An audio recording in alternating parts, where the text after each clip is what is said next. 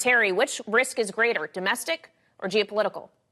The answer is yes, Kailey. I think both. It really is a unique situation, and markets have had the luxury for half a century now of not really having to see a combination of both high geopolitical risk with all the hot spots and uncertainties that exist, whether we're talking about Ukraine, the Middle East, Taiwan, other places, combined with high domestic risk. I mean, this really hasn't happened since the early 1970s, when you had the Yom Kippur War, the Soviets toying with, and the United States toying with going to nuclear readiness, combined with the Watergate scandal and the upheavals that that caused.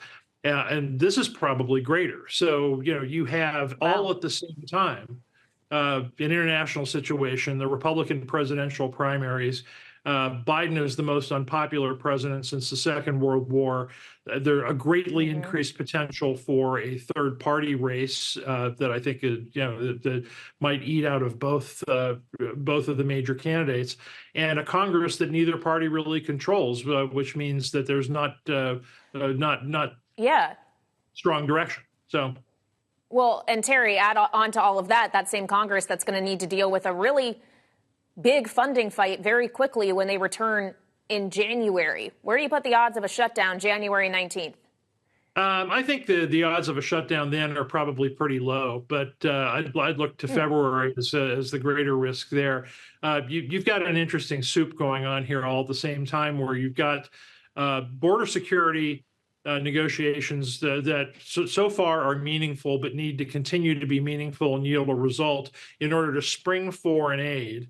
And then I think what ends up happening is that once conservative Republicans get a substantial amount on border security, which is essentially a situation where Republicans plus the president, who, remember, put border security into this mix to begin with, are trying to squeeze progressive Democrats to give up and accept a lot of border security improvements that they otherwise might not. Speaker Johnson can then go to his people and say, "Look, we got a ton on this stuff. Let's compromise on on funding," but that's going to take frankly, I think, into February before we finalize that.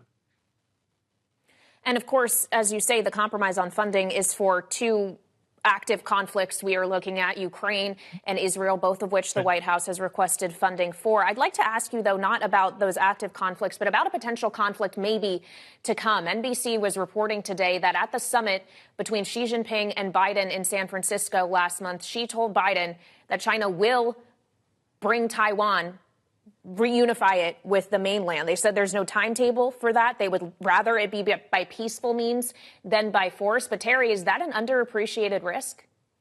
Yeah, I think it is. President Xi says those sorts of things to Biden with regularity. Biden says back, look, we'll continue to defend Taiwan and its interests, while at the same time falling back on the old strategic ambiguity policy. But markets, I think, mistake quietude for or the lack of front page news for quietude and an assumption that things are being managed, when in fact what you've got is you're essentially got three-dimensional chess going on with not a lot of stability on any chessboard. So, Taiwan, it wasn't too long ago that Taiwan was front page news because the Chinese Army was and Navy were in close proximity to Taiwan, were threatening Taiwan, essentially going nose to nose with the United States there. That's taken a backseat to first Ukraine and then Israel. But we should not forget that situation remains as hot as ever.